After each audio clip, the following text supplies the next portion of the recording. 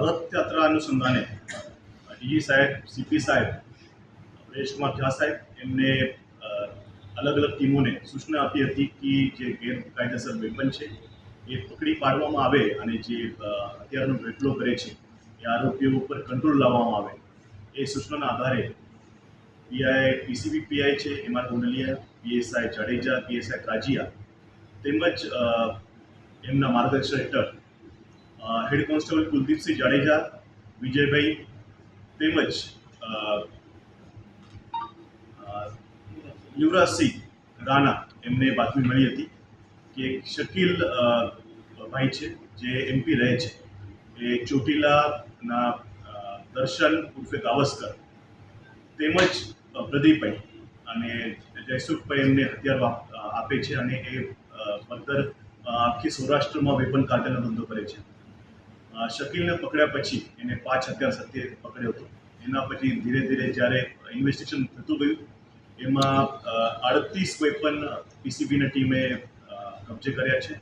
એમાં 30 કાર્ટિલેજ છે અને લગભગ 20ના ઉપરાંત આરોપી આખા સૌરાષ્ટ્રમાંથી પકડી પાડ્યા છે અને એ ઓપરેશન દ્વારા આખા સૌરાષ્ટ્રના જે વેપનનો વેપલો કરે છે જે કાર્ટેલ છે એની કમર તોડવામાં પીસીબીને બહુ મોટી સફળતા મળી છે.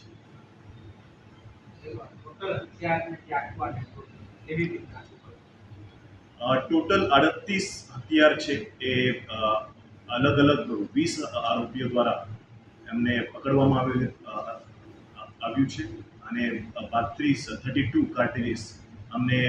શોધી પાડવામાં આવ્યા છે. એમાં જે શકીલ નામનો આરોપી છે એ મૂળ ધાર જિલ્લાનો રહેવાસી છે અને ધાર જિલ્લામાં જે અલગ અલગ સિકલીગર ગેંગના આરોપીઓ છે જે વેપન બનાવે છે એમના દ્વારા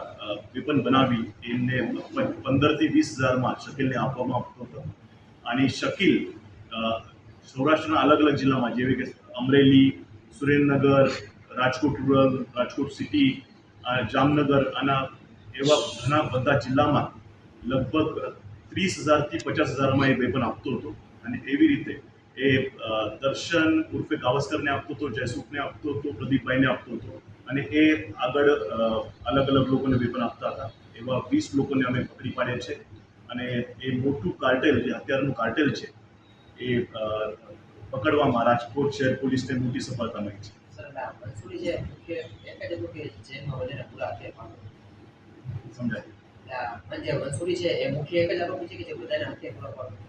શકીલ મંસૂરી છે એ મેઇન એજન્ટ હતો અને એને જે સિકલીકર ગેંગ છે એમના પાસેથી જે ધાર જિલ્લાની ફેમસ સિકલીકર હથિયાર બનાવવા માટે ફેમસ ગેંગ છે એમના પાસે ખરીદેલું છે અને આગળની જે ઇન્વેસ્ટિગેશન છે અને અરેસ્ટ છે એના શકીલના આગળ પણ એમની તપાસ કરવામાં આવશે અને એમને અરેસ્ટ કરવામાં આવશે.